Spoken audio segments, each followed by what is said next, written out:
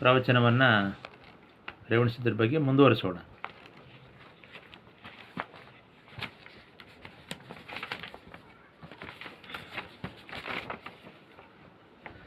ಆದ್ದರಿಂದ ಈ ಸರವೂರು ಮರುಳುಸಿದ್ಧ ಅವನಿಗೆ ಮಂಕುಸಿದ್ಧ ಅಂತ ಹೆಸರು ಆಚಾರ್ಯರ ಸಮಕಾಲೀನನಾಗಿ ಕುರುಬರ ಗುರುವಾಗಿ ಒಬ್ಬನಿದ್ದನೆಂದು ತಿಳಿಯಲು ಅವಕಾಶವಿದೆ. ಕೇಳಿಸ್ಕೊಳ್ಳಿ. ಇವನು ರೇವಣಸಿದ್ಧರ ಆಜ್ಞೆಯಂತೆ ಆಲುಮತದ ಉದ್ಧಾರ ಕಾರ್ಯವನ್ನು ಕೈಕೊಂಡು ಸರವೂರು ಕೋಡಂಗಲ್ಲು ಪ್ರಾಂತದಿಂದ ಕಲ್ಯಾಣ ಪಟ್ಟಣದವರೆಗೂ ಅವರನ್ನು ಶಿವಲಿಂಗಧಾರಿಗಳನ್ನಾಗಿ ಮಾಡಿದಂತೆ ಪುರಾಣ ಸಂಧಿ ಹೇಳುತ್ತೆ. ಮರುಳು ಸಿದ್ಧಾಂಕ ಎಂಬ ಪುಸ್ತಕದ 42ನೇ ಪುಟ ಹೇಳುತ್ತೆ. ಇನ್ನು ಮರುಳು ಸಿದ್ಧಾಂಕ ಅಂತ ಒಂದು ಪುಸ್ತಕ ಇದೆ. ಜಾನಪದ ಪುರಾಣ ಇರುವಂತೆ ಶಿಷ್ಟ ಪರಂಪರೆಯ ಕಥೆಗಳು ಇದ್ದೇ ಇರ್ತವೆ. ಇದು ಆದ್ಯರ ವಚನಶಾಸ್ತ್ರವನ್ನು ನೋಡಿ ಬರೆದನೆಂಬ ಈ ಚರಿತ್ರೆ ಗ್ರಂಥಕರ್ತನು ಸಿದ್ಧಮಂಕ ಸರೋವರದೊಳು ತಪವಿದ್ದು ಸಿದ್ಧಿಯ ಪಡೆದ ಕಥನವ ಹೇಳಿದೆ ಎನ್ನುತ್ತಾನೆ. ಇಲ್ಲಿ ಸರೋವರವೇ ಸರವೂರಾಗಿರ್ಬೋದು ಅಂತ ಕರೆಕ್ಟ್ ಆಗಿದೆ. ಅದು ಮಂಕುಸಿದ್ಧನು ಸಿದ್ದೇಶ್ವರನ ಸೇವೆಯನ್ನು 12 ವರ್ಷ ಮಾಡಿದ ಅಂತ ಹೇಳುತ್ತೆ. ಸಿದ್ದರಾಮ ಮತ್ತು ಮಂಕುಸಿದ್ಧ ಬೇರೆ ಬೇರೆ ಅಂತಕ್ಕಂಥದ್ದು ಹೇಳಿದೆ. ಕುರುಬರು ಪದ್ಮಣ್ಣ ಇದ್ದಿದ್ದು ಸರವೂರು, ತೂಗುಡ್ಡ ಇಂಥ ಜಾಗಗಳು. ಇನ್ನು ವೀರಶೈವಾಚಾರ್ಯ ರೇವಣಸಿದ್ಧರ ಸಂಚಾರದ ಕ್ಷೇತ್ರಗಳೇ ಬೇರೆ ಬೇರೆ ಇದ್ದಾವೆ. ಅವ್ರ ಮದುವೆ ಆಗಿರೋ ಸ್ಥಳ, ಅವ್ರ ಸಂತಾನ, ಅವ್ರ ಮಗ ಕೋಟಿ ಪಲ್ಲಾರಾಧ್ಯ ಇರುವುದು, ಅವರ ವಂಶ ಈಗಲೂ ಗುಬ್ಬಿ, ಸಾಸುಲು, ಚಿಕ್ಕನಾಯಕನಹಳ್ಳಿ ಇಂಥ ಕಡೆ ಇರತಕ್ಕಂಥದ್ದು. ಭೌತಿಕವಾಗಿ ರೇವಣಸಿದ್ಧರ ಗೋತ್ರ ಸೂತ್ರವು ಪಡೆದಿರತಕ್ಕಂಥ ವೀರಶೈವ ಜಂಗಮರು ಸಾಕಷ್ಟಿರುವುದರಿಂದ ಇದಕ್ಕೆ ಇನ್ನೊಂದು ಹೇಳ್ತೀನಿ ನೋಡಿ. ರೇವಣಸಿದ್ಧ ಪರಂಪರೆಯ ಜಂಗಮರಾಗಿ ನಾವೇ ಇದ್ದೇವೆ. ಅಂದರೆ ನಮ್ಮ ವಂಶದವರು ರೇವಣಸಿದ್ಧ ಪರಂಪರೆಯ ರೇಣುಕಾಚಾರ್ಯರ ಪರಂಪರೆಯ ಜಂಗಮರಾದ್ರಿಂದ ನಮ್ಮ ಮೂಲವನ್ನು ಹಿಂದೆ ಹೇಳಿದ್ದೇನೆ, ಈಗೊಮ್ಮೆ ಹೇಳುತ್ತೇನೆ. ಹಿಂದೆ ನಾವು ಬಿಜಾಪುರ ಜಿಲ್ಲೆ ಇಂಡಿ ತಾಲ್ಲೂಕು ಸಾಲೋಟಿಗಿ ಅಂತಕ್ಕಂಥ ಪ್ರದೇಶದಿಂದ ಬಂದಿದ್ದೇವೆ ಅಂತ ನಮ್ಮ ಎಳವರ ದಾಖಲೆ ಪೂರ್ವ ಚರಿತ್ರೆ ಹೇಳುತ್ತೆ. ಮತ್ತು ಹಿರಿಯರ ವಂಶಾನುಗತ ವಿಚಾರಗಳು ಇಲ್ಲಿ ಬಂದಿದ್ದಾವೆ. ಆದ್ದರಿಂದ ನಾವೇನು ಮಾಡ್ತೀವಿ, ಅಲ್ಲಿ ಆ ಬಿಜಾಪುರ ಜಿಲ್ಲೆ ಇಂಗಳೇಶ್ವರ ಇತ್ಯಾದಿ ರೇಣಾವಿ ಇವೆಲ್ಲ ಬೇರೆ ಬೇರೆ ಜಾಗಗಳು ಏನಿದಾವೆ, ಹೊರಟಕಲ್ಲು ಇವೆಲ್ಲ ರೇವಣಸಿದ್ಧರ ಪ್ರಭಾವ ಇರತಕ್ಕಂಥ ಕ್ಷೇತ್ರಗಳು. ನಾವು ಮುಂದೆ ಕಲ್ಯಾಣಕ್ಕೆ ಬರ್ತೀವಿ. ಕಲ್ಯಾಣದಲ್ಲಿ ತ್ರಿಪುರಾಂತಕ ಮಠದಲ್ಲಿ ರೇವಣಸಿದ್ಧರಿದ್ರಲ್ಲ, ಬಹುಶಃ ಆ ಪ್ರಾಂತದಲ್ಲಿ ನಮ್ಮ ಪೂರ್ವಿಕರಿದ್ದರು ಅಂತ ಅನಿಸುತ್ತೆ. ಅದರಿಂದ ನಾವು ಈಗ ತ್ರಿಪುರಾಂತಕ ಶಿವಾಚಾರ್ಯರು ಅಂತ ಹೆಸರಿಟ್ಟುಕೊಂಡಿರ್ತಕ್ಕಂಥದ್ದು, ರೇವಣಸಿದ್ಧರ ಪರಂಪರೆಯನ್ನು ಅನುಸರಿಸಿರ್ತಕ್ಕಂಥದ್ದು, ಮುಂದೆಯೂ ಕೂಡ ಇನ್ನೂ ರೇವಣಸಿದ್ಧರ ಕ್ಷೇತ್ರಗಳಲ್ಲೇ ಇವರು ಇದ್ದಿದ್ದು. ಇವೆಲ್ಲವೂ ನೋಡಿದರೆ ರೇವಣಸಿದ್ಧರು ವೀರಶೈವ ಆಚಾರ್ಯರಾಗಿದ್ದರು ಅಂತಕ್ಕಂಥದ್ದು ಕೇವಲ ನಮ್ಮ ಭೌತಿಕ ಪರಂಪರೆಯಿಂದಲೇ ನಾನು ಹೇಳ್ತಾ ಇದ್ದೇನೆ. ಯಾರೋ ಹೇಳ್ತಾ ಇದ್ದರು ಈಗ ಒಂದು 50-60 ವರ್ಷ ಹಿಂದೆ ವೀರಶೈವರೇ ಕುರುಬರಾಗ್ಬಿಟ್ಟಿದ್ರು, ಸುಮ್ಮನೆ ಇವರು ಸುಳ್ಳು ಹೇಳ್ತಾರೆ ಅಂತ ಒಬ್ಬ ಹೇಳ್ತಾ ಇದ್ದ. ಪಾಪ ಅವನಿಗೇನು ಗೊತ್ತು, ಕುರುಬರಿಂದ ಮುಂದಕ್ಕೆ ಗೊತ್ತೇ ಇಲ್ಲ ಅವನಿಗೆ. ಈಗಿರ್ತಕ್ಕಂಥ ಎಲ್ಲ ಜನಾಂಗಗಳು ಕೂಡ ಅವರವರ ಊರು ಬಿಟ್ಟು ಮುಂದಕ್ಕೆ ಅವ್ರಿಗೇನು ಗೊತ್ತಿಲ್ಲ. ಅವ್ರ ಕುಲ ಫಲನೂ ಸರಿಯಾಗಿ ಗೊತ್ತಿಲ್ಲ, ಅವ್ರ ಜಾತಿ ಬಗ್ಗೆ ಅವರೇ ಅಧ್ಯಯನ ಮಾಡಿಲ್ಲ. ಇಂಥ ಒಂದು ದುರ್ಬಲ ಪ್ರಸಂಗಗಳು ನಮ್ಮಲ್ಲಿ ಬೇಕಾದಷ್ಟಿದ್ದಾವೆ. ಅದರಿಂದ ಇವರೇನು ಇದಕ್ಕೇನು ಹೊರತಲ್ಲ ಅಂತ ನಾವು ತಿಳ್ಕೊಂಡಿರೋದ್ರಿಂದ ಅದ್ರ ಬಗ್ಗೆ ನಾವೇನು ಇದನ್ನ ಹೆಚ್ಚು ಮಾತಾಡ್ಲಿಕ್ಕೆ ಹೋಗಲ್ಲ. ಮುಂದೆ ನಮ್ಮ ವಂಶದವರು ಕಲ್ಯಾಣ ಕೆಟ್ಟ ಮೇಲೆ ಕಲ್ಯಾಣದ ನಂತರ ಹಲವಾರು ಜನ ಜಂಗಮರುಗಳು ಬೇರೆ ಬೇರೆ ಕಡೆ ವಲಸೆ ಬಂದರು ಅಂತಕ್ಕಂಥದ್ದು ನಮಗೆ ಬಹಳ ಐತಿಹಾಸಿಕವಾಗಿ ಎಳವರ ದಾಖಲೆಗಳಿಂದ ಭೌತಿಕ ಆಧಾರಗಳಿಂದ ನಮಗೆ ಸಿಗುತ್ತೆ. ಕಲ್ಯಾಣ ಪಟ್ಟಣದಿಂದ ಮುಂದೆ ಬಂದವರು ಇವರು ನೇರವಾಗಿ ಹಂಪೆಗೆ ಬರ್ತಾರೆ. ಹಂಪೆಯಲ್ಲೂ ಕೂಡ ಒಂದು ರೇವಣಸಿದ್ಧರ ಪರಂಪರೆ ಕೊಲ್ಲಿಪಾಕಿಯಿಂದ ಬಂದಂಥ ಒಂದು ಮಠ ಇರುತ್ತೆ. ಬಹುಶಃ ಅಲ್ಲಿದ್ದರು ಅಂತ ಅನಿಸುತ್ತೆ. ಅಲ್ಲಿಂದ ಮುಂದೆ ಇವರು ಉಜ್ಜಿನಿಗೆ ಬರ್ತಾರೆ. ಉಜ್ಜಿನಿ ಪೀಠಕ್ಕೆ ಬಂದು ಅಲ್ಲಿಂದ ಆ ಸದ್ಧರ್ಮವನ್ನು ರೇವಣಸಿದ್ಧರ ಶಾಂತ ಧರ್ಮ ಒಂದು ಕಡೆ ಇವ್ರಿಗೆ ಇದ್ದೇ ಇರುತ್ತೆ, ಇನ್ನೊಂದು ಕಡೆ ಮರುಳುಸಿದ್ಧರ ಸದ್ಧರ್ಮವನ್ನು ಅಲ್ಲಿ ಜಗದ್ಗುರುಗಳು ಅವರಿಗೆ ಬೋಧನೆ ಮಾಡಿದಾಗ ಅವರು ಅದನ್ನು ತಗೊಂಡು ಈಗಿನ ಚಿತ್ರದುರ್ಗಕ್ಕೆ ಬರ್ತಾರೆ. ಚಿತ್ರದುರ್ಗದಲ್ಲೂ ಕೂಡ ಸಂಪಿಗೆ ಸಿದ್ದೇಶ್ವರ ದೇವಾಲಯದ ಒಂದು ಸೇವೆಯನ್ನು ಮಾಡ್ತಾ ಹಲವು ಕಾಲ ಇದ್ದರು ಅಂತಕ್ಕಂಥದ್ದು ಕೂಡ ನಮ್ಮ ವಂಶಚರಿತ್ರೆಯಿಂದ ಗೊತ್ತಾಗುತ್ತೆ. ಅಲ್ಲಿಂದ ಮುಂದೆ ಇವರು ಹೊಸದುರ್ಗ ತಾಲೂಕಿನ ಹೆಬ್ಬಳ್ಳಿ ಮತ್ತು ಪಕ್ಕದಲ್ಲಿರ್ತಕ್ಕಂಥ ಗುಂಡ ಸಮುದ್ರ ಮತ್ತು ಮಧುರೆ ಈ ಪ್ರಾಂತ್ಯದಲ್ಲಿ, ಅಂದರೆ ಒಟ್ಟು 3 ಜನ ಅಲ್ಲಿ ಜೊತೆಯಾಗ್ತಾರೆ. ಅಲ್ಲೇ ವಿವಾಹ ಸಂಬಂಧಗಳು ಮಾಡ್ಕೊತಾರೆ. ಒಬ್ಬರು ಉಜ್ಜಿನಿ ಪೀಠದವರು, ಒಬ್ಬರು ಏಕೋರಾಮರಾಧ್ಯ ಪರಂಪರೆಯ ಪೀಠದವರು. ಈಗ 3 ಜನ ಜಂಗಮ ವಂಶದವರು ಅಲ್ಲೇ ಒಂದು ಸಂಬಂಧ ಮಾಡ್ಕೊಂಡು ಬರ್ತಾರೆ ಅಂತ ನಮ್ಮ ಚರಿತ್ರೆಯಲ್ಲಿರೋದ್ರಿಂದ ಇವೆಲ್ಲ ಗಟ್ಟಿ ಸಂಗತಿಗಳು. ಈಗ ಬಂದವರು ಪಕ್ಕದಲ್ಲಿರ್ತಕ್ಕಂಥ ರಾಮಗಿರಿಯ ಕರಿಸಿದ್ದೇಶ್ವರರನ್ನು, ರೇವಣಸಿದ್ಧರ ಬೆಟ್ಟವನ್ನು, ಅದು ಕರಿಸಿದ್ದೇಶ್ವರ ಅಂದರೆ ರೇವಣಸಿದ್ದೇಶ್ವರ, ಆ ಬೆಟ್ಟದಲ್ಲಿರ್ತಕ್ಕಂಥ ಲಿಂಗವನ್ನು ಇವರು ಮನೆ ದೇವರಾಗಿ ಮಾಡಿಕೊಂಡು ಅಲ್ಲಿ ಪಕ್ಕದಲ್ಲಿ ಅವರು ಗುಂಡು ಸಮುದ್ರದಲ್ಲಿ ರಾಮಗಿರಿ ಕರಿಸಿದ್ದೇಶ್ವರರ ಪೂರ್ವಿಕರು ಅಲ್ಲಿ ಸೆಟ್ಲ್ ಆಗ್ತಾರೆ. ಮತ್ತು ಮಧುರೆಯ ಜಂಗಮರು, ಉಜ್ಜಿನಿಯಿಂದ ಬಂದಂಥ ಮಧುರೆಯ ಜಂಗಮರು ಮಧುರೆಯಲ್ಲಿ ಸೆಟ್ಲ್ ಆಗ್ತಾರೆ. ಮತ್ತು ಇವರು ಹೆಬ್ಬಳ್ಳಿ ಗ್ರಾಮದಲ್ಲಿ ಸೆಟ್ಲ್ ಆಗ್ತಾರೆ. ಇಲ್ಲಿರ್ತಕ್ಕಂಥ ಪಂಚಮಠ ಇವ್ರದ್ದಾಗಿರುತ್ತೆ, ಲಾಕುಳ ಪಂಚಮಠ. ಸುತ್ತಲ ಹಳ್ಳಿಗಳಲ್ಲಿ ಮಠಗಳು ಮಾಡ್ಕೊಂಡು ಈಗ ಜೀವನ ಮಾಡ್ಕೊಂಬಂದರೆ ಅಂತೇಳಿ ನಮಗೆ ರೇವಣಸಿದ್ಧ ವೀರಶೈವ ಆಚಾರ್ಯ ರೇವಣಸಿದ್ಧರ ಪರಂಪರೆಯ ಸಂಪೂರ್ಣ ಉಲ್ಲೇಖ ನಮಗೆ ಸಿಗ್ತಾ ಇದೆ. ಹೀಗೆ ನಮಗೆ ಭೌತಿಕ ಆಧಾರಗಳೇ ನಾವೇ ಇರುವಾಗ ಇವರು ಇಲ್ಲ ಸಲ್ಲದ ಕಪೋಲ ಕಲ್ಪಿತ ಮಾತುಗಳನ್ನು ಯಾವುದೋ ಪುಸ್ತಕವನ್ನು ಈಗ ನಿನ್ನೆ ಮೊನ್ನೆ ಓದ್ಕೊಂಡು ಇವ್ರು ಹೇಳ್ತಾರೆ ಅಂದರೆ ಇವರು ಎಷ್ಟು ಬಾಲಿಶರಾಗಿದ್ದಾರೆ, ಇವರ ಒಂದು ಮನಸ್ಸುಗಳು ಎಷ್ಟು ದುರ್ಬಲ ಇದ್ದಾವೆ ಅಂತಕ್ಕಂಥದ್ದು ಇಲ್ಲಿ ಗೊತ್ತಾಗುತ್ತೆ. ಆದ್ದರಿಂದ ರೇವಣಸಿದ್ಧರ ವಿಷಯವನ್ನು ಬಸವರಾಜ ತೋಲಳ್ಳಿಯವರು ಬರೆದಿರ್ತಕ್ಕಂಥ ಒಂದು ಲೋಕಾಯತ ಶಾಕ್ತ ಶೈವ ಅಂತಕ್ಕಂಥ ಒಂದು ಪುಸ್ತಕದಲ್ಲಿ ಇನ್ನಷ್ಟು ವಿಷಯಗಳು ಇದ್ದಾವೆ. ಈಗ ಆಲ್ರೆಡಿ ನಾನು ಹೇಳಿದ್ದೇನೆ, ಇದೇ ವಿಷಯಗಳೇ ಇಲ್ಲಿ ಬಂದಿದ್ದಾವೆ. ಆದ್ದರಿಂದ ಮತ್ತಷ್ಟು ಹೇಳೋಣ. ಕುಂಭಕೋಣಂನಲ್ಲಿ ಒಂದು ಮಠ ಇದೆ ರೇವಣಸಿದ್ಧರ ಪರಂಪರೆದು. ಇದನ್ನು ಹೇಳಿದ ಕೂಡ ಇವರೇನು ಇದು ಕೂಡ ಕುರುಬರದು ಅಂತ ಹೇಳ್ಬಿಡ್ತಾರೆ, ಏನೋ ಗೊತ್ತಿಲ್ಲ. ಈಗಲೇ ಕೊಲ್ಲಿಪಾಕಿನೂ ಕುರುಬರದು ಅಂತ ಹೇಳ್ಬಿಟ್ಟಿದ್ದಾರೆ. ಅಲ್ಲಿ ಕುಲಜ್ಞಾಟ ಜಾತಿಗೂ ಮಠ ಮಾಡಿಕೊಟ್ಟರು ವೀರಶೈವಾಚಾರ್ಯ ರೇವಣಸಿದ್ಧರು. ಅದು ನೋಡಿದರೆ ಜೈನ ಬಸದಿ ಆಗಿರುತ್ತೆ. ಅಲ್ಲಿ ಕೊಲ್ಲಿಪಾಕಿಯ ಹಿರಿಯ ಬಸದಿಯ ಬಗೆ ಅಂತ ಒಂದು ವೀರಶೈವರ ಒಂದು ಶಾಖೆ ಬಗೆ ಗೋತ್ರ ಇದೆ. ಆದರೆ ಏನಂತಂದರೆ ಆಗಿನ ಕಾಲದಲ್ಲಿ ವೀರಶೈವ ಮುನಿಗಳು ಮತ್ತು ಜೈನ ಮುನಿಗಳು ಒಟ್ಟಿಗೆ ಇರ್ತಾಯಿದ್ರು. ಯಾಕಂದರೆ ಇಬ್ಬರದು ಕೂಡ ಒಂದು ಸಾತ್ವಿಕ ಸಂಪ್ರದಾಯ ಆದ್ದರಿಂದ ಇರ್ತಾಯಿದ್ರು. ಅವರು ವೀರಶೈವ ಜೈನ ಬೌದ್ಧ ಸಮನ್ವಯದ ಆಜೀವಕರು ಅಂತ ಇರ್ತಾಯಿದ್ರು. ಬಸದಿಗಳು ಕೂಡ ನಂದಿ ಮತ್ತು ಋಷಭರನ್ನು ಆರಾಧನೆ ಮಾಡ್ತಕ್ಕಂಥ ಕೇಂದ್ರಗಳು ಅಂತ ನಾನು ಪದೇ ಪದೇ ನನ್ನ ಸಂಶೋಧನೆಯ ಉದ್ದಕ್ಕೂ ಅದೇ ಮಂತ್ರವನ್ನು ಹೇಳಿದ್ದೇನೆ.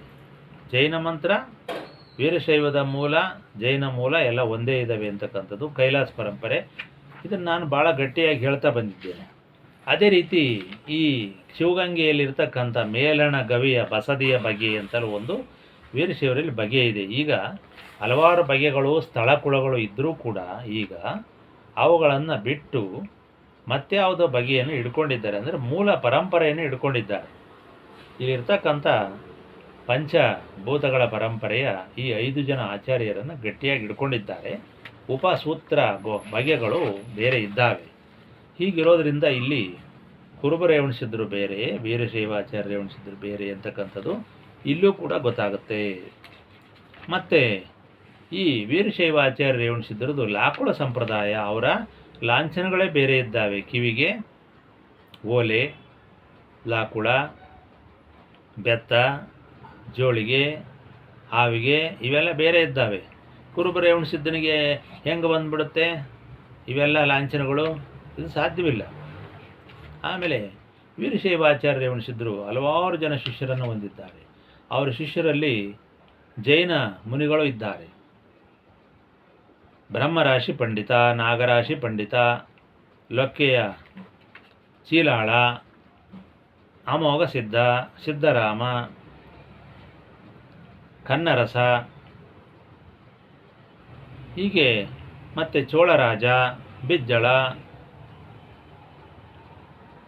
ಎಲ್ಲ ಭಾಳ ಇದ್ದಾರೆ. ಶಿವಗಂಗೆಯಲ್ಲಿರ್ತಕ್ಕಂಥ ಕೆಂಚವೀರಣ್ಣ ನಾಯಕ ಅವರೆಲ್ಲೆಲ್ಲಿದ್ದರೂ ಅಲ್ಲೆಲ್ಲ ಶಿಷ್ಯರು ಸಾಕಷ್ಟು ಜನ ಇದ್ದಾರೆ. ಇದು ಕುರುಬರ ರೇವಣಸಿದ್ಧನಿಗೆ ಸಂಬಂಧಪಡಲ್ಲ. ಆಮೇಲೆ ಇನ್ನೊಂದು ಮುಖ್ಯ ವಿಷಯ ಅಂದರೆ ಕುರುಬರಲ್ಲಿ ರೇವಣಸಿದ್ಧ ಈಗ ಉಳಿದಿಲ್ಲ. ಕುರುಬರಲ್ಲಿ ಇರ್ತಕ್ಕಂಥ ರೇವಣಸಿದ್ಧರು ಈಗ ವೀರಶೈವ ಆಚಾರ್ಯ ರೇವಣಸಿದ್ಧರೇ ವಿನಃ ಅಲ್ಲಿ ಶಾಂತಯ್ಯ ಉಳಿದಿದ್ದಾನೆ. ಕುರುಬರ ರೇವಣಸಿದ್ಧನಿಗೆ ಅಂದರೆ ವೀರಶೈವ ಆಚಾರ್ಯ ರೇವಣಸಿದ್ಧರ ವರಪ್ರಸಾದದಿಂದ ಹುಟ್ಟಿರತಕ್ಕಂಥ ಈ ರೇವಣಸಿದ್ಧನ ಹೆಸರನ್ನು ಈಗಾಗಲೇ ಶಾಂತಯ್ಯ ಅಂತ ನಾಮಕರಣ ಮಾಡಲಾಗಿದೆ. ಶಾಂತ ಸಂಸ್ಕಾರವನ್ನು, ಶಾಂತ ದೀಕ್ಷೆಯನ್ನು ಕೊಟ್ಟು ಇವರಿಗೆ ಕುರುಬರು ಗುರುವಾಗಿರುವಂತೇಳಿ ಒಂದು ಕಡೆ ಮಂಕಸಿದ್ಧ, ಅದೊಂದು ಸಂಪ್ರದಾಯ ಈಗಲೂ ಕುರುಬರಲ್ಲಿದೆ. ಇನ್ನೊಂದು ಕಡೆ ಶಾಂತ ಸಂಪ್ರದಾಯ, ಅದು ಈ ಕುರುಬ ರೇವಣಸಿದ್ಧನು ಗುರುವನ್ನಾಗಿ ಮಾಡಿ ಅವನಿಗೆ ಬೋಧಿಸಿದಂಥ ಶಾಂತ ಸಂಪ್ರದಾಯವೇ ವಿನಃ ಬೇರೆ ಯಾವುದೂ ಅಲ್ಲ. ಇವರು ಬೇಕಾದಷ್ಟು ಹೇಳಿರು ಕೂಡ ಅದು ಸುಳ್ಳು.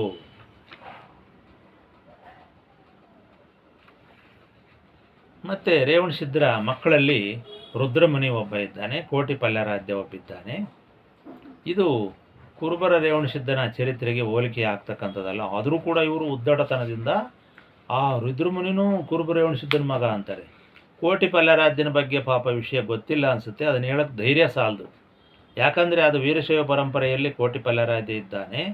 ಅವನು ಪಂಡಿತಾರಾಧ್ಯರ ಮಗಳ ಮಗ, ಪಂಡಿತಾರಾಧ್ಯರ ಮೊಮ್ಮಗ ಕೋಟಿ ಪಲ್ಯರಾಧ್ಯ. ಅವನು ದೊಡ್ಡ ವಿದ್ವಾಂಸ, ಅವನ ಚರಿತ್ರೆ ಕೂಡ ಅವೆಲ್ಲ ಗೊತ್ತಿದೆ. ಇದಕ್ಕೆ ಇಲ್ಲಿಗೆ ಬಂದು ಕೂಡ ಹಿಂಜರಿತಾರೆ ಇವರು. ಇವನ್ನೂ ಕೂಡ ಕುರುಬರು ಅಂತ ಹೇಳ್ಬೋದು, ಯಾಕಂದರೆ ಇವರು ತಲೆಗುಳಂಗದವೆ. ಅದಕ್ಕೆ ನಾನು ಇವೆಲ್ಲ ಹೇಳ್ತಾ ಇದ್ದೀನಿ. ಪಂಡಿತಾರಾಧ್ಯರ ಪುತ್ರಿ ಸೋಮಲಾದೇವಿ ಲಗ್ನವಾಗಿ ಆಕೆಯ ಹೊಟ್ಟೆಯಲ್ಲಿ ಕೋಟಿ ಪಲ್ಯರಾಧ್ಯ ಹುಟ್ಟಿ ಈತನಿಗೆ ರೇವಣ್ಣನು ಗುರುಪಟ್ಟ ಕಟ್ಟಿದನಂತೆ. ಇವನಿಗೆ ಗುರುಪಟ್ಟ ಕಟ್ತಾರೆ. ಅದೇ ಚೋಳಪುತ್ರಿಯ ಗರ್ಭಸಂಜಾತ ರುದ್ರಮನಿಗೆ ಜಂಗಮ ದೀಕ್ಷೆ ನೀಡಿದರು ಅಂತ ಬಸವರಾಜ ತೋಲಹಳ್ಳಿಯವರು ಅವರ ಒಂದು ಊಹೆ ಪ್ರಕಾರ ಅವರು ಬರೆದಿದ್ದಾರೆ. ಆರಾಧ್ಯ ಕುಲದವಳ ಹೊಟ್ಟೆಯಲ್ಲಿ ಹುಟ್ಟಿದಂಥವರಿಗೆ ಗುರುಪಟ್ಟ, ಆರಾಧ್ಯರ ಅಲ್ಲದವಳು ಇದ್ದಾಳಲ್ಲ ಸೌಂದರ್ಯ ದೇವಿ, ಅವನ ಮಗನಿಗೆ ನಿರಂಜನ ಶೂನ್ಯಪಟ್ಟ ಕಟ್ಟಿದ್ದಾರೆ ಅಂತೇಳಿ ಇವರು ಹೇಳಿದ್ದಾರೆ. ಇರಲಿ, ಇವರ ಊಹೆ ನಿಜವಿದೆ. ಜಾತಿ ವಿರಹಿತ ಜಂಗಮ ಪಟ್ಟ ಅಂದರೆ ಇವರವ್ರ ಕಲ್ಪನೆ ಮೇಲೆ ಇವರು ಹೇಳಿದ್ದಾರೆ. ಇರಲಿ, ಒಟ್ಟಾರೆಯಾಗಿ ಉತ್ತಮ ಸಂಶೋಧನೆಯನ್ನು ಮಾಡಿದ್ದಾರೆ ಇವರು. ರೇವಣಸಿದ್ಧನು ಕುರುಬ ಎಂಬುದನ್ನು ಈ ಎಲ್ಲ ಆಧಾರಗಳಿಂದ ರೇವಣಸಿದ್ಧನು ಕುರುಬ ಅಲ್ಲ ಅಂತಕ್ಕಂಥದ್ದನ್ನು ತಳ್ಳಿ ಹಾಕುತ್ತದೆ ಅಂತ ಈ ಮಹನೀಯ ಸಂಶೋಧಕರು ಬಹಳ ಚೆನ್ನಾಗಿ ಸಂಶೋಧನೆಯನ್ನು ಮಾಡಿ ಬರೆದಿದ್ದಾರೆ. ಇನ್ನು ಮತ್ತೆ ಮರುಳುಸಿದ್ಧನ ಹೆಂಡತಿ ಪಂಡಿತಾರಾಧ್ಯ ಪ್ರವರೋತ್ಪನ್ನಳಾದ ಲೋಕಾಕ್ಷಿ ಭೈರವಿ ಅಂತ ನಾನು ಕೂಡ ಹೇಳಿದ್ದೇನೆ. ಈ ಸಂಗತಿ ಮರುಳಸಿದ್ಧನ ಕಾಪಾಲಿಕ ತಾಂತ್ರಿಕ ಸಂಬಂಧವನ್ನು ಗಟ್ಟಿಗೊಳಿಸುತ್ತದೆ. ಈಕೆಯ ಪ್ರವರ ಮತ್ತು ಹೆಸರು ಅವರ ಹುಟ್ಟಿನ ಮೂಲಗಳನ್ನು ಹಿಡಿದಿಟ್ಟುಕೊಂಡಿದೆ ಅಂತ ಒಂದು ಅನುಮಾನವನ್ನು ವ್ಯಕ್ತಪಡಿಸ್ತಾರೆ. ಆದರೂ ಕೂಡ ಪಂಡಿತಾರಾಧ್ಯರು ವೀರಶೈವ ಜಂಗಮರಾದ್ರಿಂದ, ಆರಾಧ್ಯ ಜಂಗಮರಾದ್ರಿಂದ, ಬ್ರಾಹ್ಮಣ ಮೂಲದವರಾದ್ದರಿಂದ, ಲಿಂಗಿ ಬ್ರಾಹ್ಮಣ ಮೂಲದವರಾದ್ದರಿಂದ ಯಾವುದೇ ಕಾರಣಕ್ಕೂ ಕೂಡ ಈ ಭೈರವಿ ಅಂತಕ್ಕಂಥ ಹೆಸರನ್ನೇ ನಾವು ಅನುಮಾನ ಮಾಡಲಿಕ್ಕೆ ಸಾಧ್ಯವಿಲ್ಲ. ಯಾಕಂದರೆ ಈಗಲೂ ಕೂಡ ವೀರಶೈವ ಕ್ಷೇತ್ರವನ್ನು ಕಾವಲಿರ್ತಕ್ಕಂಥವನು ಭೈರವನೇ. ಭೈರವಿ ಅಂತಕ್ಕಂಥ ಹೆಸರು ಇಟ್ಟಿರ್ಬೋದು. ಆಕೆ ಸ್ವಲ್ಪ ಉಗ್ರ ಸ್ವಭಾವದಳಾದರೆ ಭೈರವಿ, ರುದ್ರಮ್ಮ ಅಂತ ಇಡ್ಬೋದು. ಇದೇನು ತಪ್ಪಿಲ್ಲ. ಭದ್ರಕಾಳಮ್ಮ ಅದನ್ನು ಆ ರೀತಿ ಈಗ ಸಾಕ್ಷಾತ್ ವೀರಭದ್ರನ ಹೆಂಡತಿಯೇ ಭದ್ರಕಾಳಿ ಇರುವುದರಿಂದ ರುದ್ರಕಾಳಿ, ಭದ್ರಕಾಳಿ, ಭೈರವಿ ಅಂತಕ್ಕಂಥದ್ದೇನು ಇದು ತಾಂತ್ರಿಕ ಸಂಬಂಧ ಅಂತ ಏನು ಹೇಳೋಕ್ಕಾಗೋದಿಲ್ಲ. ಇದು ಒಂದು ರೀತಿ ರೌದ್ರ ವಿಚಾರ ಅಷ್ಟೇ. ರೇವಣಸಿದ್ಧರಿಗೆ ಹಲವಾರು ಹೆಂಡತಿಯರಿದ್ದರು, ಅವರಿಗೆ 300 ಜನ ಹೆಂಡತಿಯರಿದ್ದರು ಅಂತೇಳಿ ಚಿದಾನಂದ ಮೂರ್ತಿ ಅವರು ಹೇಳಿದ್ದಾರೆ ಅಂತ ಹೇಳಿದ್ದಾರೆ. ಶಾಂಭವಿ ದೇವಿ, ಸೌಂದರಿ ದೇವಿ, ವೇದಕಂಚುಕಿ ಮತ್ತು ಆಗಮ ಮೋಹಿನಿ ಅಂತ 4 ಜನ ಪತ್ನಿಯರಿದ್ದಾರೆ ಅಂತ ಹೇಳುತ್ತೆ. ಇನ್ನೂ ಬೇರೆ ಪುಸ್ತಕದಲ್ಲಿ ಇನ್ನೂ ಸಾಕಷ್ಟು ಜನ ಇದ್ದಾರೆ. ಪಂಡಿತಾರಾಧ್ಯರ ಪುತ್ರಿ ಸೋಮಲಾದೇವಿಯ ಮಗ ಕೋಟಿ ಪಲ್ಯರಾಧ್ಯ ಮಲ್ಲಿಕಾರ್ಜುನ ಪಂಡಿತಾರಾಧ್ಯನ ಗುರು. ಅಂದರೆ ಪಂಡಿತಾರಾಧ್ಯ ಪರಂಪರೆಯಲ್ಲಿ ಮುಂದೆ ಬಂದಂಥ ಮಲ್ಲಿಕಾರ್ಜುನ ಪಂಡಿತಾರಾಧ್ಯನಿಗೆ ಈ ವೀರಶೈವ ಆಚಾರ್ಯ ರೇವಣಸಿದ್ಧನ ಮಗನಾಗಿರ್ತಕ್ಕಂಥ ಕೋಟಿ ಪಲ್ಯರಾಧ್ಯನು ಗುರುವಾಗಿದ್ದ ಅಂತಕ್ಕಂಥದ್ದು ಬರುತ್ತದೆ. ಮತ್ತು ಅವರ ಸಂತತಿಯಲ್ಲಿ ಹಲವಾರು ಜನ ವಿದ್ವಾಂಸರ ಹೆಸರುಗಳು ಬಂದಿವೆ. ಅವನ್ನು ಕೂಡ ಬೇಕಂದರೆ ಓದ್ತೀನಿ. ಈ ರುದ್ರಮುನಿ, ಈ ವೀರಶೈವ ಆಚಾರ್ಯ ರೇವಣಸಿದ್ಧನ ಮಗ ರುದ್ರಮುನಿ ಆವಿನಾಳ ಕಲ್ಲಯ್ಯನಿಗೆ ದೀಕ್ಷಾ ಗುರು. ಇದನ್ನೇನು ಹೇಳ್ತಾರೋ ಗೊತ್ತಿಲ್ಲ. ಅವರು ಒಂದು ಹೇಳ್ಬಿಟ್ರೆ ಮುಗೀತವರು ಎಲ್ಲ ಕುರುಬಮಯ ಜಗತ್ತಿನಲ್ಲಿ ಕುರುಬ ಹುಟ್ಟಕ್ಕಿಂತ ಮುಂಚೆ ಕುಲವಿಲ್ಲ ಅನ್ನೋದೊಂದು ಹಿಡ್ಕೊಂಡ್ಬಿಟ್ಟಿದ್ದಾರೆ ಗಟ್ಟಿಯಾಗಿ. ಅದಕ್ಕೆ ಹಿಂಗೆ ಹೇಳ್ತಾರೆ. ಆದರೆ ನಾವು ಹೇಳ್ತೀವಿ ಜಂಗಮ ಹುಟ್ಟಕ್ಕಿಂತ ಮುಂಚೆ ಜಗತ್ತೇ ಇರಲಿಲ್ಲ ಅಂತ. ಇದು ಅದಕ್ಕಿಂತ ದೊಡ್ಡ ಮಾತು. ಯಾಕಂದರೆ ಒಂದು ಸಾರಿ ಪ್ರಪಂಚದಲ್ಲಿ ಬುಡಕಟ್ಟು ಜನಾಂಗ ಉಗಮವಾಗಿ ಅದು ನಾಗರಿಕತೆಗೆ ಬಂದು ಅಲ್ಲಿ ಗುರು ಪರಂಪರೆ ಹುಟ್ಟಿ ಶಿವಗಣ ಪರಂಪರೆ ಹುಟ್ಟಿ ತತ್ವಗಳ ನಿರ್ಣಯ ಆಗಿ ಧರ್ಮವು ಪ್ರಜ್ವಲಿಸಿದ ಮೇಲೆ ಆಚಾರ್ಯ ಪರಂಪರೆ ಬಂದುಬಿಡುತ್ತೆ. ಅದು ಒಂದು ಥಿಯರಿ. ಇನ್ನೊಂದು ಕಡೆ ಈ ಧರ್ಮವು ಅರ್ಥವಾಗದೆ ಇನ್ನೂ ಮುಗ್ಧರಾಗಿ ಪ್ರಕೃತಿಯನ್ನೇ ಆರಾಧನೆ ಮಾಡ್ಕೊತ ಪಶುಪಾಲನೆ ಮತ್ತು ಕುರಿಗಾರಿಕೆಯನ್ನು ಮಾಡಿ ಒಂದು ಕಡೆ ಪ್ಯಾರಲಲ್ಲಾಗಿ ಸಮಾನಾಂತರವಾಗಿ ಬಂದಿರತಕ್ಕಂಥ ಬುಡಕಟ್ಟು ಸಂಪ್ರದಾಯ ಒಂದು ಕಡೆ. ಆದ್ದರಿಂದ ಇಲ್ಲಿ ಈ ಥಿಯರಿಗಳು ಬೇರೆ ಬೇರೆ ಅಂತಕ್ಕಂಥದ್ದು ಚೆನ್ನಾಗಿ ಗೊತ್ತಾಗುತ್ತೆ. ಆದ್ದರಿಂದ ಈ ಆಚಾರ್ಯ ಪರಂಪರೆಗೂ ಮತ್ತು ಕುರುಬರ ಜಾನಪದ ಪರಂಪರೆಗೂ ಹೊಂದಾಣಿಕೆ ಇಲ್ಲ. ಕೇವಲ ಅದು ಶಿಷ್ಯವರ್ಗ, ಅವರಿಗೆ ಬೇಕಾದಾಗ ಮಾತ್ರ ಧರ್ಮವನ್ನು ನೋಡ್ತಕ್ಕಂಥವ್ರು. ಅದು ಈಗಿನ ಎಲ್ಲ ಕೆಳವರ್ಗಗಳಿಗೂ ಸಂಬಂಧಪಡುತ್ತೆ. ಇದು ಬಹಳ ಮುಖ್ಯವಾಗಿರ್ತಕ್ಕಂಥ ಅಂಶ. ಇಲ್ಲಿ ಸಂಶೋಧನೆಯ ದಾರಿ ಇರುವುದೇ ಇಲ್ಲಿ, ಸಂಶೋಧನೆಯ ಬಾಗಿಲು ತೆರೆಯುವುದೇ ಇಲ್ಲಿ. ಹೇಗೆ ನಾನು ವೀರಶೈವ ಜೈನ ಬೌದ್ಧಗಳನ್ನು ತಳುಕು ಹಾಕಿ ಸಂಶೋಧನೆಯನ್ನು ಮಾಡುತ್ತೇನೋ ಹಾಗೆ ಬುಡಕಟ್ಟು ಪರಿಶಿಷ್ಟ ಸಂಪ್ರದಾಯದ ಸಂಶೋಧನೆಗೂ ಮತ್ತು ಬುಡಕಟ್ಟಲ್ಲದ ಈಗಾಗಲೇ ಬುಡಕಟ್ಟನ್ನು ತ್ಯಜಿಸಿ ಅದನ್ನು ದಾಟಿ ಶಿಷ್ಟ ಪರಂಪರೆಯಲ್ಲಿ ಬಂದಿರತಕ್ಕಂಥ ಸನಾತನ ವೈಜ್ಞಾನಿಕ ಧರ್ಮದ ತಾತ್ವಿಕ ನಿರ್ಣಯವನ್ನು ಆದ ಮೇಲೆ ರಚನೆಯಾಗಿರ್ತಕ್ಕಂಥ ಭಾರತದ ಸನಾತನ ವೀರಶೈವ ಜಂಗಮ ಪರಂಪರೆಯೇ ಬೇರೆ ಇದೆ. ಆದ್ದರಿಂದ ಅಲ್ಲಿರ್ತಕ್ಕಂಥ ಹೆಸರುಗಳೇ ಬೇರೆ, ಇಲ್ಲಿರ್ತಕ್ಕಂಥದ್ದೇ ಬೇರೆ ಅಂತಕ್ಕಂಥದ್ದು ಇಲ್ಲಿ ಬಹಳ ಎಲ್ಲರೂ ತಿಳ್ಕೋಬೇಕಾದಂಥ ಅಂಶ. ಇಲ್ಲಿ ಏನು ಹೇಳಿದ್ದಾರೆ, ತಂದೆಯ ಉಪದೇಶದಂತೆ ರುದ್ರಮುನಿ ಕಲ್ಯಾಣದ ಬಿಲ್ವವನ ಮರಿದೇವರ ಗುಡ್ಡ ಕಲ್ಯಾಣದಲ್ಲಿದ್ದರು ಇವರು ತ್ರಿಪುರಾಂತಕ ಮಠದಲ್ಲಿ. ಅದಕ್ಕೋಸ್ಕರ ನಾವೇನು ಮಾಡಿದ್ದೀವಿ, ಕಲ್ಯಾಣ ತ್ರಿಪುರಾಂತಕ ಮಠವನ್ನು ನಾವು ಇಟ್ಕೊಂಡಿದ್ದೀವಿ. ಇದು ಇಲ್ಲಿ ಹಿಂಗೆಲ್ಲ ಇತಿಹಾಸ ಬೇರೆ ಬೇರೆ ಆಗ್ಬಿಡುತ್ತೆ. ಈ ರುದ್ರಮುನಿ ಶರಣರಿಗೆ ಸ್ಫೂರ್ತಿ ಕೊಟ್ಟ, ಚನ್ನಬಸವಣ್ಣನ ಶೂನ್ಯಪೀಠ ಇವನಿಗೆ ಬಂತು. ಇದೆಲ್ಲ ಬೇರೆ ಕತೆ, ಮುಂದುವರಿಯುತ್ತೆ. ರಂಭಾಪುರಿ ಪೀಠದಿಂದ ಅದು ಮುಂದುವರಿಯುತ್ತದೆ. ಇದೆಲ್ಲ ಕುರುಬ ರೇವಣಸಿದ್ಧನಿಗೆ ಅನ್ವಯಿಸ್ತಕ್ಕಂಥ ವಿಷಯ ಅಲ್ಲ. ನಾನು ಹೇಳಿದ್ದೀನಿ, ಒಂದನೇದಾಗಿ ಕುರುಬರಲ್ಲಿ ರೇವಣಸಿದ್ಧ ಈಗ ಇಲ್ಲವೇ ಇಲ್ಲ. ಅದು ಉಳಿದಿದ್ದರೆ ವೀರಶೈವ ಆಚಾರ್ಯ ರೇವಣಸಿದ್ದರು, ವೀರಶೈವ ಆಚಾರ್ಯ ರೇವಣಸಿದ್ದರು ಮಾತ್ರ ಕುರುಬರು ಉಳಿದಿದ್ದಾರೆ. ವೀರಶೈವ ಆಚಾರ್ಯ ರೇವಣಸಿದ್ದರು ಮಾತ್ರ ಕುರುಬರು ಉಳಿದಿದ್ದಾರೆ. ವೀರಶೈವ ಆಚಾರ್ಯ ರೇವಣಸಿದ್ರಿಗೂ ಕುರುಬ ರೇವಣಸಿದ್ಧನಿಗೂ ಯಾವುದೇ ರೀತಿಯಾಗಿರ್ತಕ್ಕಂಥ ಸಂಬಂಧ ಇಲ್ಲ. ಆದರೆ ಗುರು ಶಿಷ್ಯ ಸಂಬಂಧ ಮಾತ್ರ ಇದೆ.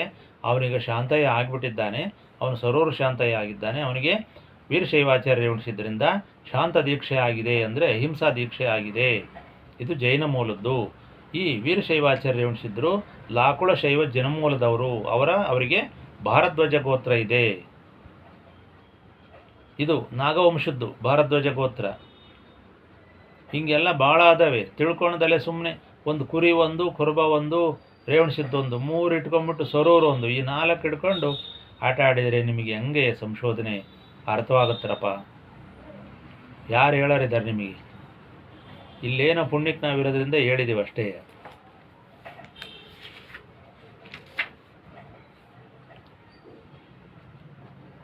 ಶೂನ್ಯ ಸಿಂಹಾಸನದ ಅಧಿಪತಿಯಾದ ಯಾರು? ರುದ್ರಮುನಿ, ರೇವಣಸಿದ್ಧರ ಮಗ. ಇದನ್ನು ಏನಂದರೆ ನಿಮ್ಮದೇ ಇದುವೇ, ಯಾಕಂದರೆ ನೀವು ಸೇರ್ಕೊಂಡ್ಬಿಟ್ಟಿದ್ದೀರಲ್ಲ ಈಗ ಅವ್ರ ಜೊತೆ.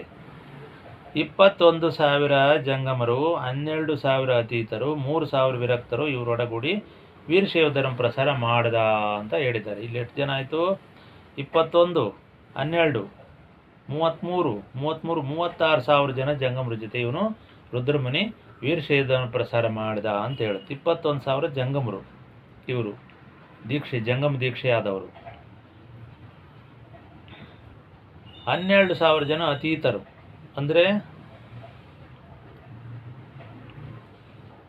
3,000 ಜನ ವಿರಕ್ತರು. ಅತೀತರು, ವಿರಕ್ತರು ಇವರೆಲ್ಲ ಸೇರಿ ಒಟ್ಟು 36,000 ಜನದ ಜೊತೆ ಇವರು ಪ್ರಚಾರ ಮಾಡಿದರು. ಬಾಳೆಹಳ್ಳಿಲಿ ಇವೆಲ್ಲ ಬಂದಿದ್ದಾವೆ ಮುಂದೆ. ಹೀಗೆ ಮತ್ತೆ ಶಾಸನಗಳಿಗೆ ಬಂದಾಗ ಮತ್ತೆ ಇದಕ್ಕೆ ತಮಿಳುನಾಡಿಗೆ ಹೋಗಿ ಅಲ್ಲೆಲ್ಲ ಪವಾಡ ಮಾಡಿದ್ದು, ಕುಂಭಕೋಣ ಮಠ ಸ್ಥಾಪನೆ ಮಾಡಿದ್ದು, ಇವೆಲ್ಲವೂ ಬರ್ತವೆ. ನಮಗೇನೋ ಗೊತ್ತಿದೆ ಬಿಡಿ ನಮಗೆ. ಆಮೇಲೆ ಸುತ್ತೂರು ಮಠ ಸ್ಥಾಪನೆ ಮಾಡಿದ್ದು. ಈ ವೀರಶೈವರ ಗೋತ್ರ ಸೂತ್ರಗಳಲ್ಲಿ ಇದು ಪಡಿಬಿಡಿ ಸೂತ್ರದ ಒಂದು ಉಪಸೂತ್ರ ಸುತ್ತೂರ್ದು. ಅದಲ್ಲೇ 10ನೇ ಶತಮಾನದಲ್ಲೇ ಮಠ ಇತ್ತು ಅಂತ ಹೇಳಿ ಆಗೋಗಿದೆ. ಅದರಿಂದ ಇವುಗಳನ್ನ ಇಂಥ ಸಂಶೋಧನೆಗಳನ್ನು ನಾವು ಯಾರೂ ಕೂಡ ಇದನ್ನು ಅಲ್ಲಗಳೆಯಕ್ಕೆ ಬರೋದಿಲ್ಲ. ಮತ್ತು ರೇವಣಸಿದ್ಧರು ಮುಕ್ತಿಕಂಠಾಭರಣ ಪುಸ್ತಕದಲ್ಲಿ ವಚನಗಳನ್ನು ಬರೆದಿದ್ದಾರೆ. ತ್ರಿಪುರಾಂತಕ ಸೋಮಲಿಂಗನ ಅಂಕಿತದಲ್ಲಿ ಇಂಥವೆಲ್ಲ ಬರ್ತಾವೆ. ಪಾಪ ಚೆನ್ನಾಗಿ ಮಾಡಿದ್ದಾರೆ ಸಂಶೋಧನೆ. ಮಹಾರಾಷ್ಟ್ರದ ಭೀಮ್ರಾ ಶಾಸನ, ವಿಕ್ರಮಾದಿತ್ಯನ ಕಾಲ, ಅದು 6ನೇ ಜಟಾಜೂಟ ಅಂತರಂ ಅಂತೇಳಿ ರೇವಣೇಶ್ವರ ದೇವರು, ಇವರು ರೇವಣೇಶ್ವರ ದೇವರು ಅಂತ ಕರೆದಿದ್ದಾರೆ.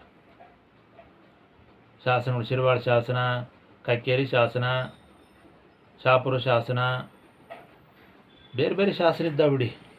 ನರೇಗಲ್ ಶಾಸನ, ಮಸೂಡಿ ಶಾಸನ, ಅವೆರಳಿ ಶಾಸನ, ಇಂಗಳಿಗೆ ಶಾಸನ, ಇವೆಲ್ಲ ಬಂದವೆ. ನೀವೆಲ್ಲದ್ರ ಬಗ್ಗೆ ಅನುಮಾನ ಮಾಡಿರಿ, ನಾವೆಲ್ಲ ಉತ್ತರ ಹೇಳೋಣ. ಬಸವಣ್ಣನಿಗೆ ಗುರು ಇಲ್ಲ ಅನ್ನೋದು ಶಾಸನಗಳಿದ್ರುವೆ, ಶಾಸನದಲ್ಲೇ ಸಂಗಮೇಶ್ವರ ಪುತ್ರ ಬಸವಣ್ಣ ಅಂತ ಹೇಳಿರುವೆ.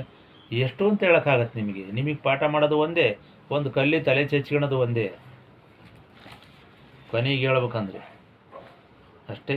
ನಿಮ್ಮನ್ನು ಮೂರ್ತಿ ಮಾಡಿ ಇಷ್ಟು ಲಿಂಗವಂತರು ಮಾಡಿದ್ದೇ ದುರ್ಲಭ. ಯಾವನ್ ಮಾಡನಿದ್ದ ನಿಮ್ಮನ್ನು ಹೇಳ್ತೀರಾ ಬಸವಣ್ಣ ಮಾಡ್ದ ಅಂತ? ಯಾವ ಬಸವಣ್ಣು ಮಾಡೋಕ್ಕಾಗಲ್ಲ. ಬೇಕಾದಷ್ಟಿದೆ, ಸಂಶೋಧನೆಯೂ ಚೆನ್ನಾಗೇ ಇದೆ ನೋಡಿ. ರೇವಣಸಿದ್ಧರ ಶಿಷ್ಯ ಬ್ರಹ್ಮರಾಶಿ ಪಂಡಿತ ಇದ್ದಾನೆ, ನಾಗರಾಶಿ ಪಂಡಿತ ಇದ್ದಾನೆ ಅಂತಲೂ ನಾನು ಹೇಳಿದೆ. ಶಿರ್ವಾಳ ಶಾಸನದಲ್ಲಿ ಆಚಾರ್ಯ ಅಂತಲೂ ಇದೆ ಅಂತ ಎಲ್ಲ ಹೇಳಿದ್ದೀನಿ.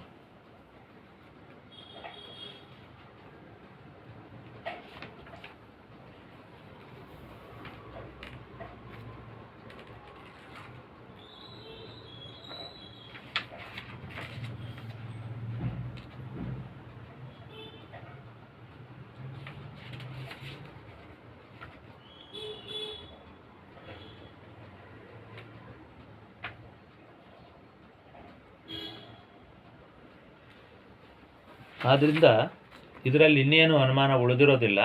ಸುಮ್ಮನೆ ಎಷ್ಟು ಹೇಳಿದ್ರು ಅಷ್ಟೇ ಆಯಿತು. ಅರ್ಥ ಆಗದಿದ್ದರಿಗೆ ಹೇಳಿರು ಒಂದೇ, ಬಿಟ್ಟರು ಒಂದೇ. ಇದರಿಂದ ನಿಮ್ಮ ಪಾಡಿಗೆ ನೀವು ಇರೋದು ಭಾಳ ಒಳ್ಳೆಯದು. ನಾಳೆ ಮರುಳಸಿದ್ದನ ವಿಷಯವಾಗೂ ಹಿಂಗೆ ಇದೆ. ಅದು ಕೂಡ ಇಂಥ ಸಂಶೋಧನೆ ಚೆನ್ನಾಗಿದೆ. ಅದನ್ನು ಕೂಡ ಹೇಳಿಬಿಟ್ಟು ಇದಕ್ಕೊಂದು ಮಂಗಳಾರತಿ ಬೆಳಗ್ಗೆ ಬಿಟ್ಟು ಸುಮ್ಮನೆ ಕುತ್ಕೊಳ್ಳೋದಷ್ಟೇ ನಮ್ಮ ಕೆಲಸ. ಬೇರೆ ಪ್ರವಚನ, ಬೇರೆ ಸಂಶೋಧನೆ ಇರೋದರಿಂದ ಬೇರೆ ತಿಳ್ಕೊಳೋದು ರೇವಣಸಿದ್ಧರು ಮರುಳಸಿದ್ಧರಿಗಿಂತ ವಿಭಿನ್ನವಾಗಿ ತಿಳ್ಕೊಳ್ತಕ್ಕಂಥ ಸಾಕಷ್ಟು ವಿಷಯ ಇರೋದರಿಂದ ನಾವು ಇವತ್ತಿಗೆ ಈ ಒಂದು ರೇವಣಸಿದ್ಧರ ಬಗೆಗಿನ ಗೊಂದಲಕ್ಕೆ ತೆರೆಯನ್ನು ಎಳೆದು, ರೇವಣಸಿದ್ಧರ ವೀರಶೈವ ಆಚಾರ್ಯ ರೇವಣಸಿದ್ಧರ ಬೇರೆ, ಕುರುಬ ರೇವಣಸಿದ್ಧ ಅಂತಕ್ಕಂಥವನು ಈಗಿಲ್ಲ. ಅವನು ತಗರ ಪವಾಡದಲ್ಲಿ ಬದಲಾವಣೆ ಆಗಿಬಿಟ್ಟಿದ್ದಾನೆ. ಅವನಿಗೆ ಶಾಂತಯ್ಯ ಅಂತ ಆಗಿದೆ. ಅವನಿಗೆ ಶಾಂತಯ್ಯ ಅಂತ ನೋಡ್ಕೊಳ್ಳಿ, ಅವನ್ನ ರೇವಣಸಿದ್ಧರು ಅಂತ ನೋಡ್ಕೋಬೇಡಿ. ಚಿಕ್ಕಯ್ಯ ಶಾಂತಯ್ಯ ಅಂತ ಅದರಲ್ಲಿ ಬರುತ್ತೆ, ನೀವೇ ಓದ್ಕೊಳ್ಳಿ. ಈಗಲೇ ವೈರಲ್ ಆಗಿದೆ ರೇವಣಸಿದ್ಧರದು, ಶ್ರೀ ರೇವಣಸಿದ್ಧರು ಪುಸ್ತಕ ಕಾಶಿ ಪೀಠದವರಿಂದ ಎಲ್ಲ ಕಡೆ ವೈರಲ್ ಪಬ್ಲಿಕ್ ಆಗಿದೆ. ನೀವು ಓದ್ಕೋಬೋದು. ನಾನು ಹೇಳಿದ್ರೇನು ಇದಲ್ಲ. ನಿಮ್ಮ ಬಂಡವಾದ ಇದ್ದರೆ ಮುಂದುವರಿಸಿರಿ, ಅದಕ್ಕೇನು ತೊಂದರೆ ಇಲ್ಲ. ಆ ದಾಖಲೆಗಳಂತೂ ಸಾಕಷ್ಟು ಕೋರ್ಟ್ಗಾಗಿ ಉಳಿತವೆ, ಸುಪ್ರೀಂ ಕೋರ್ಟ್ಗಾಗಿ ಉಳಿತವೆ, ಅಷ್ಟದವೆ. ಅದರಿಂದ ನಾವೇನು ಅದ್ರ ಬಗ್ಗೆ ತಲೆ ಕೆಡಿಸೋಣಕ್ಕೆ ಹೋಗಲ್ಲ ಅಂತ ಹೇಳ್ತಾ ಇವತ್ತಿನ ಈ ಒಂದು ಸದ್ಬೋಧನೆ ಒಂದು ಪ್ರವಚನವನ್ನು ಮುಕ್ತಾಯ ಮಾಡೋಣ. ನಮಸ್ಕಾರ.